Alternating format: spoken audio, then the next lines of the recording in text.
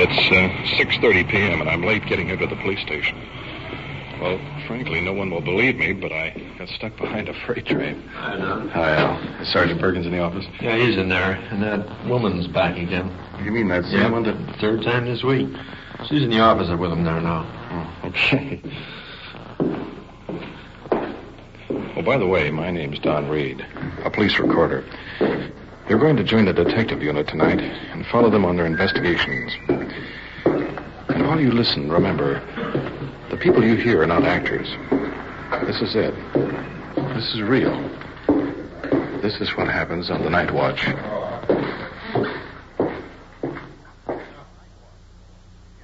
Nightwatch, the actual on-the-scene report of your police force in action. There are no actors. There is no script. Every voice, every sound is authentic. The investigations are recorded as they actually occur. Nightwatch, presented with the cooperation of the Police Department of Culver City, California, W.N. Hidebrande, Chief. We switch you now back to police headquarters and police recorder Donn Reed. And we own that house. Yes, ma'am. Here in the Detective Bureau, Sergeant Perkins is taking a complaint from a gray-haired woman sitting across the desk. I'm familiar with this case inasmuch as she has filed several complaints before against the same boy and his family. As I recall, the Juvenile Bureau has never been able to find sufficient evidence to take any action up till now. Well, let's see what the difficulty is this time. There are very few people in Culver City. But when we bought that house, from that day to this, if I hadn't been annoyed by this son of his now, who is a moron and strikes me as being a creature of some unusual juvenile depravity. He doesn't seem like a normal creature at all. And he has two teeth that stick out like a rabbit. And he does everything he can think of to annoy me. Jump up behind the hedge on the sidewalk when I'm in the front yard watering it and whoosh at me and growl at me like an animal. And I just drove out of the driveway now to get my daughter. And he sprang across the parking, which is 12 feet wide, and stuck his head in the window and shrilled at me. Well, I tell you, I wasn't afraid of the boy, but the shrill was so unexpected in the car there that you have simply got to send word that if his son bothers me once more, that you have instructed me, that is, if you're allowed to swear out a warrant for his arrest. He's over the ages of 7 years, and he is amenable to the law. And if he wants his son to grow up that way, he's got to grow up that way, the way he is, but not around me. I just can't take any more. And once I caught that boy committing a nuisance in my front yard. There's nothing as low as they are. I have given up voting. I didn't vote these last 6 or 7 times just because I don't want to come in contact. Well, it just gives me the cold shivers to go into that place at all. I haven't been in there since. That's over a year ago. That was one time when he come in there in the yard thinking nobody was there, and he committed a plain ordinary nuisance. And I just can't take him. How long ago did this happen? How long ago did this incident happen? Just now. Just now. You came right up here. Yes, I came right up here. Well, I'll tell you what we'll do. I'll have Miss Pinkston in the Juvenile Bureau take your report, and they'll follow up and take the necessary action. He can walk on the sidewalk because the parkings are practically dead the way the city don't cut the weeds down, and I can't afford to spend $10 a month to a man to do it. The city should do it. And I think that mentally there's something wrong. But you don't know this boy's first name, do you? No, but it's the only boy they have. Okay, we'll talk to him. And if you have any more trouble with him, you let us know. I certainly will. This is the third time I've been up here about that boy. Okay, well, we'll take care of it.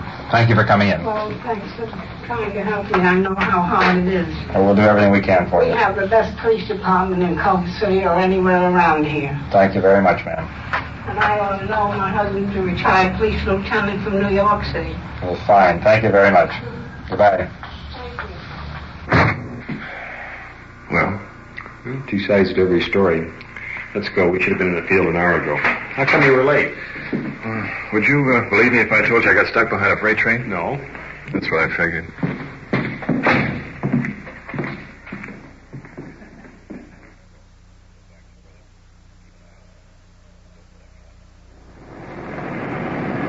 Control 1 to car 50 at 3800 Jefferson.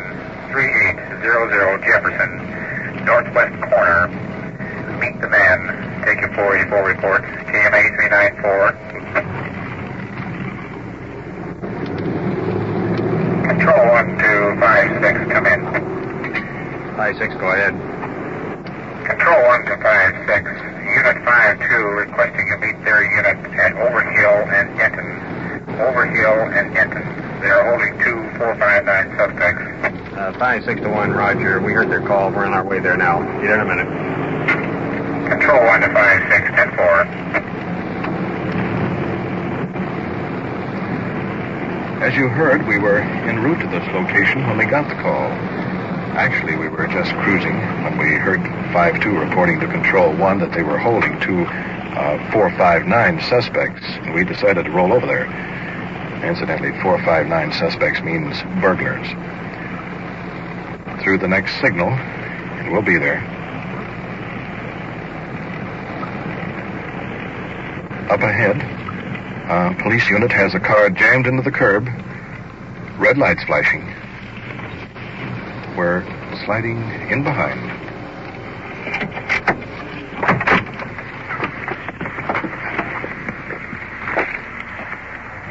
One of the uniformed officers, Don Ellis, coming over. Let's see what it's all about. We're going west on Washington. Saw these two fellows in back of the gas station. They took off. The car was parked on the side street and jumped the car. We made a U-turn and chased them to here. In the back end of their car is a car radio and air cleaner. And they said they stripped it off of a car down here. And one guy met another guy who kept on insisting he bought it tonight for $10. They also told us that they stripped some tires off of cars at the same location. They said they were abandoned, so they went ahead and took it. Which is the one that talks? The one on the left. He just got back with his wife, and he's scared of getting in trouble.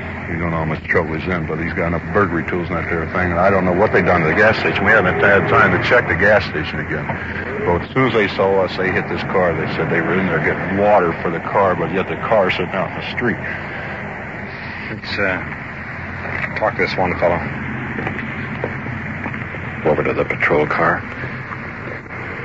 Two suspects in the back, guarded by Officer Chuck Sarlo. Big fellow, calm, handcuffed. What were you doing back at the gas station up there? We just went in to get some water. For what?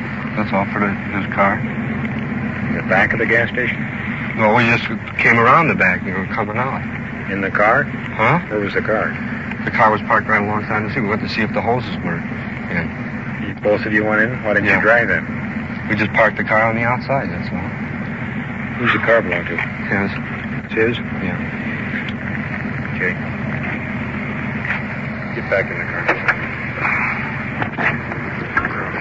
Second suspect, medium build, nervous, handcuffed. I got some water. For what? My car. Car need water? Yeah. Where'd you get the radio? Off of the car. Whereabouts? Down by dirt road. It was in a ditch. That area in the west end? That open stretch. How come you didn't drive your car in the gas station to get water? I don't know. Park it out in the street and then you walk back in to get the water? See if the pumps were open. Why didn't you pull in the gas station? Probably because I've already made the corner. Let's see what you got in the car. In the back seat, new car radio, other parts, carburetors, spotlights, new tires. More tools in back and then pull back in, but you can see the cutters, the clippers. Oh, I'm going to cut the wires on this radio. Got cut off short. What would they have in the trunk? Here, I'll hold it up for you, Doc. What's he got back here? Well, there's screwdrivers and little pry bar, about 30-inch pry bar. I think you got a couple of good burglary suspects. Well, book them on burglary. There was a gas station at Sentinel on Worston Place was used with a 3/4-inch pry bar last night. Take this, keep this as evidence. In fact, book all your tools. I'd book them all on suspicion of burglary. Book both these fellows. Okay. You want those clippers and the radio out, too? Take the radio and those tools up in front. Now, look, there's a tire wrench right there. Yeah. That's the one that comes with that car. That one right there is haunted. One you got. I think that's all you need out of here. In your report, put down the fact that the regular tire wrench is in the back of the car, plus this one here, which looks new. Well, that's a good one. Says Mother gave it to me. Well, that's nice. And we'll sack Mother up, too. Yeah, that's fine. About 3 o'clock, isn't it, we call? About 3 o'clock. Yeah. 5-2 will transport the 2 prisoners back to the station. Don? Yeah. Want to make a bet about this radiator? No, frankly. Look. That's what I figured. Full of water.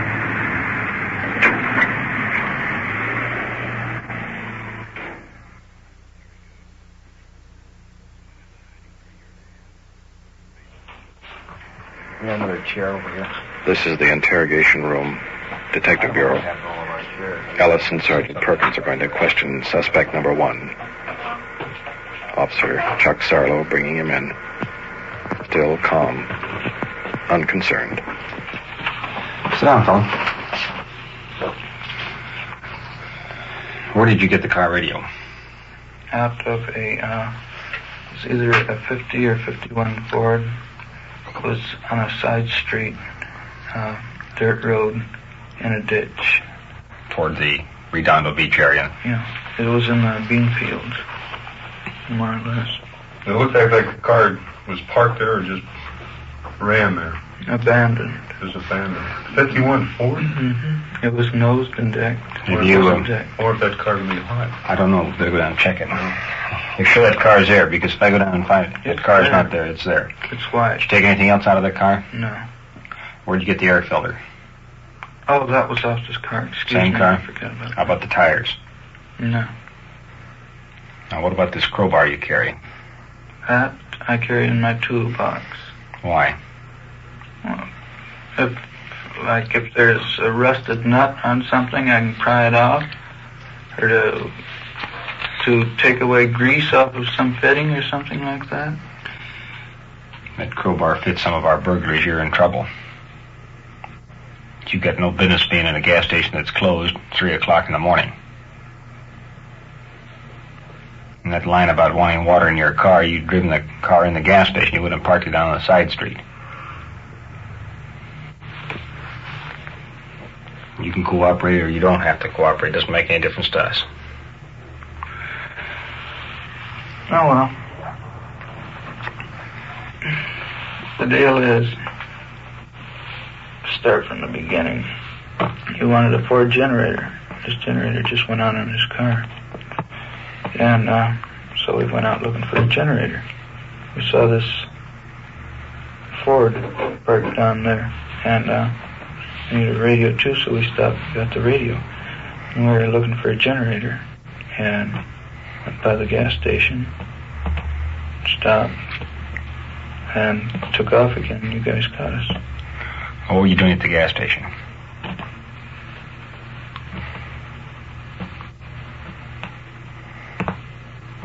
We looked at a Ford convertible. You lifted the hood on it? Mm-hmm. What'd you take off then? Not a darn thing. What were you going to take off? Generator. You didn't have a chance? Is that what it was? It wouldn't fit.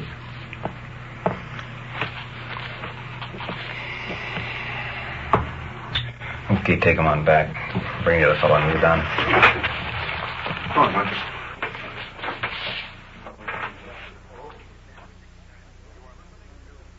You are listening to Nightwatch and following the activities of a detective unit on its tour of duty. The people and sounds you are hearing are real, and the investigations are recorded in the field as they actually occur. We'll bring you the final results of tonight's action at the conclusion of Nightwatch. We switch you now back to headquarters, where a burglary investigation is in progress, and to police recorder Donn Reed. Sit down, Paul. Suspect number 2. Very nervous. Chewing on a cigar butt. How old are you? 22. Who do you live with? My wife and son. How old is your son? 3. You know what you've been booked on? No. Suspicion of burglary, which is a felony. Are the tires and wheels in that car? No. Oh, on the car? Yeah. Yeah, the door was open. And it was in the ditch. One of the wheels, I think, was in the ditch. What's your wife going to say about this? Oh, murder. How well do you know this other fellow? About 4 months. Does he pull any jobs? I don't know. I don't run around with him that much. I don't know, just as much mine as it was his. How about the radio? Well, I saw it, and I said, knowing we were looking in the car, and I saw the radio, and I said, I could use a radio, and that was my idea. Did you contact him about this getting a generator? No. We were asleep already when he came to the house. What did he want when he came down? No, he just wanted to tell me about his girlfriend or something. I don't know. He said some guys were going to beat him up or something. He wanted me to go with him tomorrow. That was today, all right. No, was this morning early? Or? Yeah, about 1:30, I guess. How about the car in the gas station? No. That was just one of them things, I guess. Just should have known better. The wrong time. Yeah, I guess so. Not the wrong time, just shouldn't have done it, period. It's too late now. We have every reason to believe that this friend of yours has committed several burglaries. Right now, you're stuck with him on it. He's got some tools in the car, and one of them's a crowbar that is identical to one that's been used on several burglaries. Both ends of it, the round end, like this pen, and the other end, the square blunt end. 24 down. I don't know. Some of those were gas stations, too. Now, we feel we have sufficient evidence to book him on burglary, and because you're with him in back of a gas station, we think we have sufficient to book you, too. And to get a complaint on it from the district attorney, which is a felony charge. What'd your wife say about you leaving tonight? Did she say anything? She was almost asleep. I said, honey, I'm going off for a few minutes. She was half asleep. I said, I'll be right back. Looks like your wife's going to get the wrong end of this whole deal. Yeah, I know. We were going to take the kid out to the beach tomorrow, too. Ellis, you want to take the key to his car and his money here down to his wife. While you're there, check the car they stripped and get the license number and what other information you might need. We're going to book them both on suspicion of burglary. Yeah.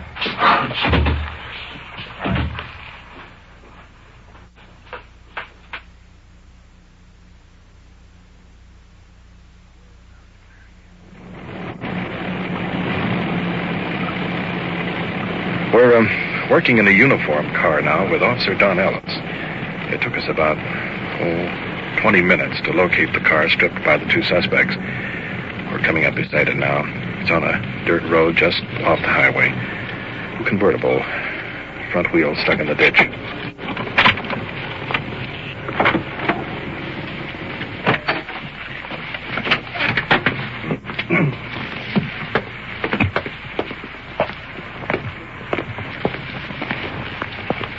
What do we got? There's a guy in it. A guy in it? Yeah. Brief picture. Man stretched out on the front seat asleep. Radio's been torn out. Dashboard cut up. 3 tires missing.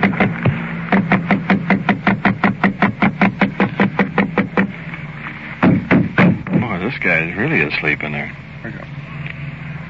Come on, wake up, pal. Waving that flashlight didn't do any good. He opened his eyes. Did he? Hey!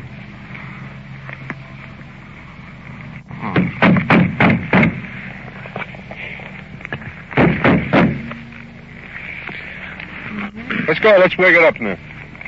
Yes. What do you think? Come on, sit up there, boy. This is a fine thing. The guy's sound asleep.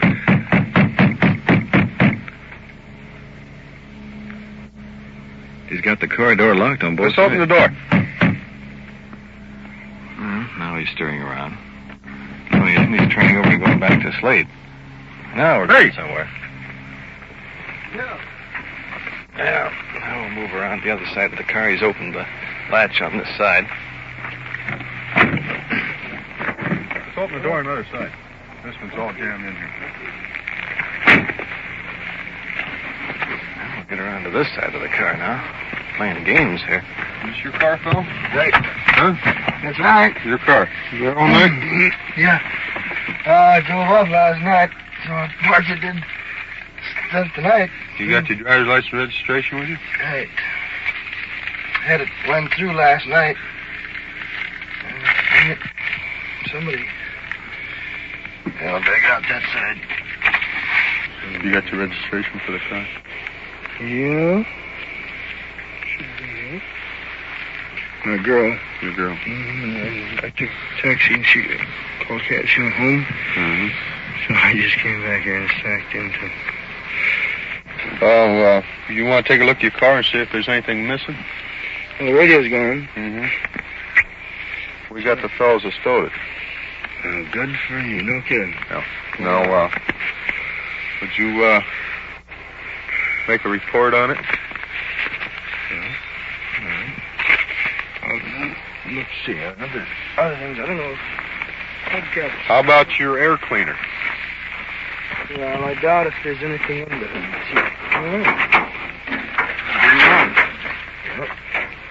And you notice the motor is blue, Don, the same color as that air cleaner was. Yeah, that's right. Did you paint that for yourself? Yeah, the motor and air cleaner? I put the new rebuilt motor and we painted the whole thing in there. Yeah. Well, how'd you get mixed up in this here hole? Last night, come down here to the park, and I guess I turned before the street did, and oh, golly, we had a heck of a time, so... Got a mad time the rest of the night. Yeah, we did the rest of the night, all right. Meanwhile, you went out. These guys come along and started to strip their car. That's right. So I didn't even know it. I didn't know anything about it. I don't know where they came from. I got in the car and ready to go to sleep, and I looked around. Things were missing, stuff all over. Oh. Well, this is a sort of an odd setup. This man's half asleep, so let me recap. He got his car stuck here a few hours ago and went down to the corner to get a taxi to take his girl home. And he returned here to sleep till daylight. Meanwhile, our two suspects stripped his car. So that leaves one more detail, notifying the wife of one of the suspects that her husband is in jail.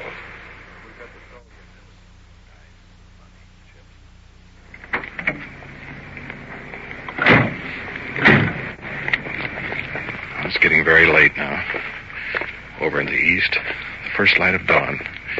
Heading up to the suspect's house. Small bungalow. Modest. A couple of milk bottles on the step. Sign on the door. Absolutely no solicitors. Do not knock.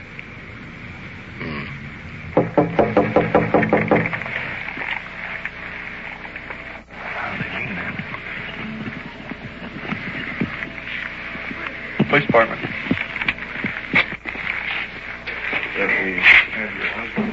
Wife. Night clothes. Bewildered. Suspicion of burglary. Suspicion of burglary? What did he do? Try and rob his store or something? No, he was with a fellow and got some tools that matches on different burglaries that we have been looking for, but he has them there trying to get a car radio. A car radio? Where is he at? Culver City. Oh, Culver City. Trying to make it easy as possible. Just mentioning the car radio. Nothing else. So there's money down to you, so you'll have to. I'll have to have a receipt for the money. What should I write out? Receipt $10.20. Keys and money on the table. Wife writing a receipt. Culver City, please. Inside. No, he's very cooperative with us. I'm so shocked. I'm shaking. Burglary. Sorry I have to bring you some bad news out. I'm so... Half asleep mixed up. We understand you. Oh, I don't even know what to say. I've never had this before. I'm just so shaken up and so... They admitted to take a radio. People hold up stores. They hold up banks. They hold up... they go rob houses for money. I don't know, a car radio. He'll serve time in jail yet for stealing a car radio. Oh, God.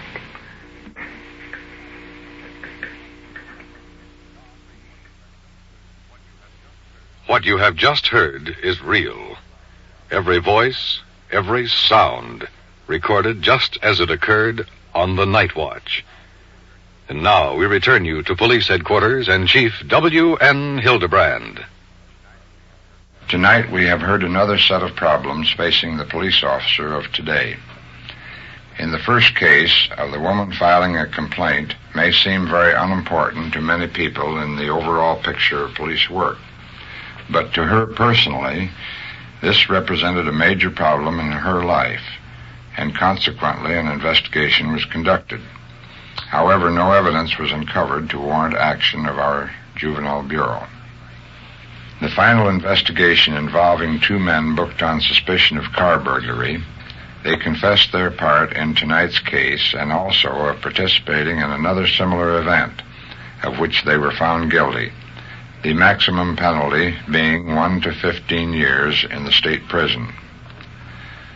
Nightwatch is brought to the air through the cooperation of a great many people, including suspects themselves, because many of them realize their mistakes and are willing to allow their stories to be brought into the open in hopes of deterring some other person who may believe he can get away with it. If we can reach just a few of these people and bring home this message, then there is a meaning, a purpose to Nightwatch. Thank you, Chief Hidebrande. You have just heard on-the-scene reports of your police force in action. Every voice, every sound has been real. Nightwatch, brought to you through the cooperation of your police department of Culver City, California, is produced by Sterling Tracy and Jim Hadlock, with technical advice by Sergeant Ron Perkins, and is described in the field by police recorder Donn Reed.